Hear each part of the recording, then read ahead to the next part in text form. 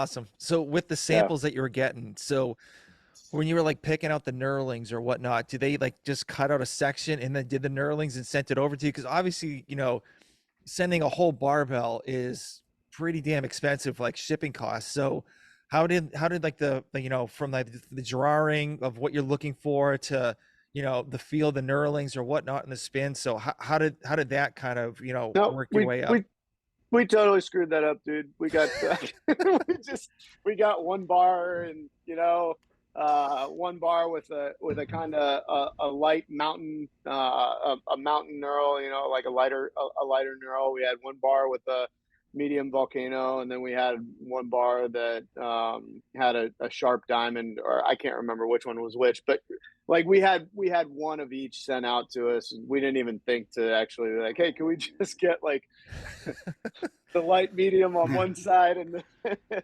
and the sharp on the other, or aggressive, I guess is the term the industry uses, right? But yeah, I mean, like you kind of talk about that, and it segues into it. Like mistakes, I mean, dude, we make plenty of them. But I would like to be, I would like to be kind of optimistic to where like, hey, look, if we did make a mistake, we're not gonna make it again, right? Like we're gonna learn from the mistakes, and ultimately, like it's gonna make the company better because we're like, oh no, hey, well, let's not go down that road. We did that last time, and this was the outcome. So let's kind of try a different approach to it. But yeah, Yeah. yeah, we definitely ordered just as many bars as possible. So did you guys talk to any other like barbell companies at all to kind of get a gist of like, maybe get a little bit of help or some like kind of guidance at all? um, No, they're yeah, way we too didn't talk. logical. Right. Yeah. Why would we do that? No, I'm kidding. Like that's again another great idea. We didn't though. What we did was we did a lot of research. Tons of webs. Like just tons of web surfing.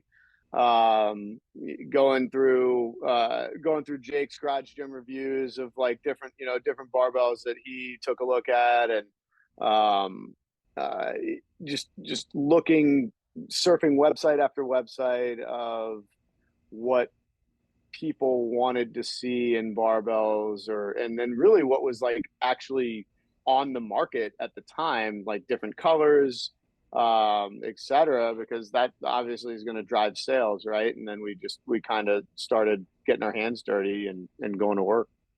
Nice. I Nice. I have Yeah. a little bit of a digital background. So I was somewhat naive with the idea of like, look, we can manufacture these things. I can spin up a Shopify store. Like we can start selling these things, and like I know how to do Facebook ads. Like I can, that type of thing. So I think we had a little bit of this like naive approach of like what this thing was going to be. It was just going to Yeah. be some direct to consumer barbell type of thing, and the company has evolved so much from that. And quite honestly, I think I was really, really off on what I thought we were going to be. And, a lot of credit to Frank and Tony, who came on as one of our partners. And, just bringing on real athletes. And, the turning point, in a lot of ways was like when Andrea Nisler came on board and we built a signature bar for her. And then she goes on and wins, the CrossFit game, team competition 2 years in a row on Mayhem with,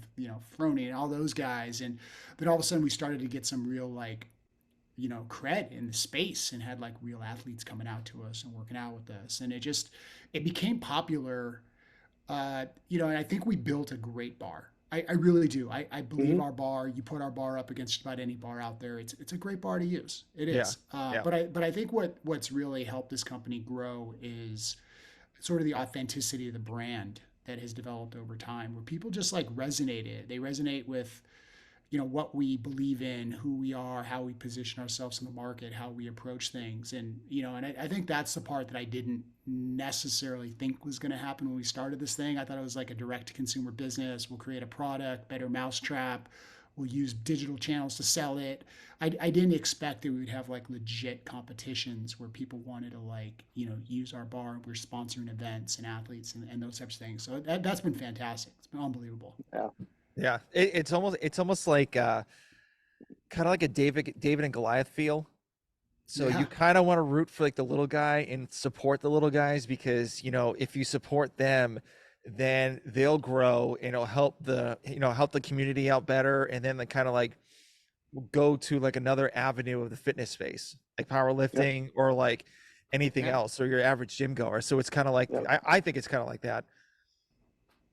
I mean, why not, right? Like everybody, I've read this somewhere before, but everybody loves an underdog story.